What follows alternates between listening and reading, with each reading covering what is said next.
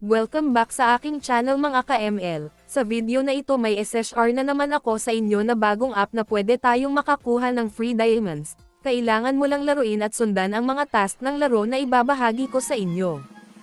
Kung gusto mong malaman Terra, panoorin lang ang video hanggang dulo. Para madali mo lang ma-download, ilalagay ko na lang sa comment section ang link nito para ma-download mo agad. At ito nga ang app na Reward 11. Nasa comment section lang ang link nito, pindutin mo lang ang link para ma-download mo ito. Pindutin lang allow button, piliin mo lang ang English, at pagkatapos pindutin mo lang accept para maka-sign in ka na. At pagkatapos hahanapan ka ng account dito, pwede rin na Gmail account ang gamitin mo sa pag-sign in dito, at Gmail din ang ginamit ko sa pagsa-sign in dito.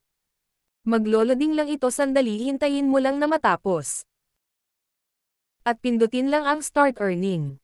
At pag nakapasok ka na sa app, automatic ka nang may 999 coins at kailangan mo lang na dagdagan ito sa pamamagitan ng paggawa ng task sa dito. Ang binabasihan ng pag-earn dito ng coins ay ang tagal ng oras sa paglalaro sa mga laro o task dito, kaya kailangan mong maglaro ng game para makakuha ng point.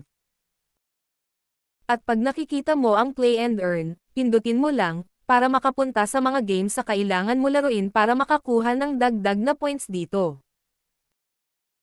Pindutin lang ang Agree and Continue at pindutin din pati ang Allow Tracking.at. Maglo-loading ito saglit at magpapakita na dito ang mga game na pwede mong laruin at marami kang pwedeng agpipilian.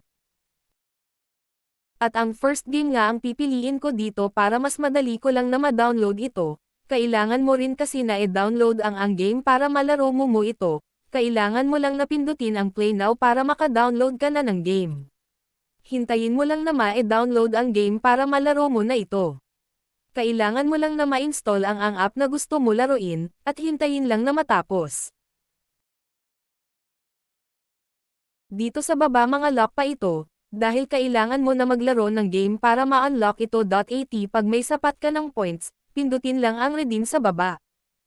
At dito nga ay makikita mo ang mga available na pwede mong palitan ng mga points na nakuha mo, at kabilang na nga dito ang Mobile Legends Diamond. At kung may sapat ka ng points, piliin lang ang Mobile Legends. At dito nga makikita ang points o coins na pwede mong ipagpalat. Kung may 7,600 coin pwede kang makakuha ng 56 na diamond, at pag may 15,100 ka, may 112 diamond ka. At pag may 46,000 coin ka may 336 na diamond ka. At yan lang ang available na diamond na pwedeng ipagpalat ng point. At sabi ko nga kanina lock pa ang ibang task dahil kailangan mong mag-download ng app at laruin ito para ma-unlock ang ibang task dito. At yan lang mga ka-ML, kailangan lang ng sipag at tiyaga para makakuha ng points na ipagpalat ng Mobile Legends Diamond. At pag nagustuhan mo ang aking video, pa-like at mag-iwan ka na rin ng subscribe pag hindi ka pa nakasubscribe. Baka naman.